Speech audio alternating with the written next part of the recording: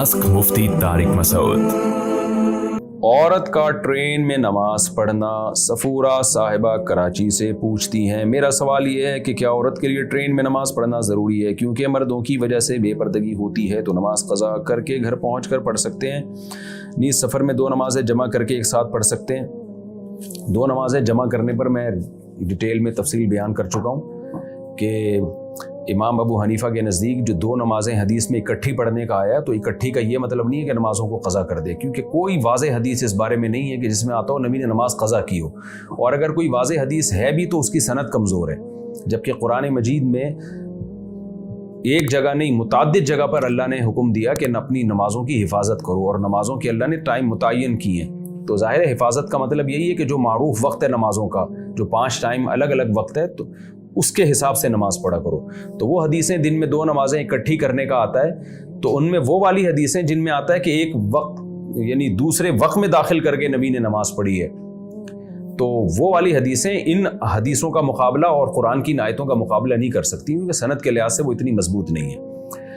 जैसे बुखारी मुस्लिम में आता है ना कि नबी सल्लल्लाहु अलैहि वसल्लम ने बगैर किसी उज़र के भी 2 नमाज़ें इकट्ठी पढ़ी हैं, तो जमहूर उसका मतलब यही बताते हैं कि वहाँ इकट्ठी का मतलब है कि ज़ोहर को असर के करीब लेकर गए और असर को अव्वल वक्त में पढ़ा, तो ये मतलब है इकट्ठी करने का। तो हम कहते हैं बाकी जगहों पे भी यही मतलब है, सिवाय अरफात में और मुज़दलिफ़ा में, वहाँ हकीकत में आप सल्लल्लाहु अलैहि वसल्लम ने 2 नमाज़ें इकट्ठी पढ़ी हैं। तो इसलिए हम इसको जायज़ नहीं समझते।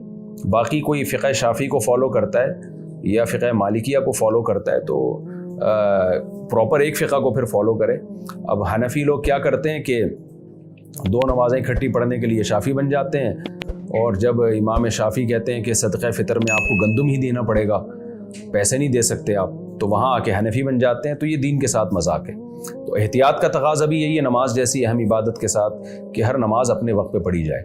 तो सफ़र में आप इस तरह कर सकती हैं कि अपने पास मोबाइल की ऐप में नमाज़ों का टाइम रखें। ज़ोहर को आप पढ़ें बिल्कुल आखिरी वक्त में, सलाम फेरने के बाद थोड़ी देर के बाद ही असर का वक्त शुरू हो जाए, बेशक आधा मिनट बाद शुरू हो जाए, तो आपने आधा मिनट बाद 1 मिनट बाद असर पढ़ लेनी है। इस तरह मगरिब को डिले करें आप, ईशा से थोड़ी देर पहले पढ़ें, और जैसे ही मगरिब ख़त्म हो तो फ़ौरन थोड़ी देर में ईशा का वक्त हो जाएगा, फ़ौरन ईशा भी पढ़ लें। तो इस तरह से 2 नमाज़ें इकट्ठी, और ये हदीस से साबित है। तो लेकिन ये भी आम मामूल नहीं था नबी सल्लल्लाहु अलैहि वसल्लम का, कभी कभार। तो अगर आपको कहीं मुश्किल हो तो इस पर अमल करें, वरना सफ़र में भी कोशिश यही करें हर नमाज प्रॉपर अपने टाइम पर हो। बाकी जो आपने मसला पूछा है कि जी बेपर्दगी की वजह से नमाज छोड़ी जा सकती है, तो बिल्कुल नहीं छोड़ी जा सकती। पर्दे से ज़्यादा अहम हुक्म नमाज का है, तो आपको सफ़र में नमाज पढ़नी पड़ेगी, चाहे ट्रेन में कितना ज़्यादा रश हो। चेहरा ढांप के नमाज पढ़ें,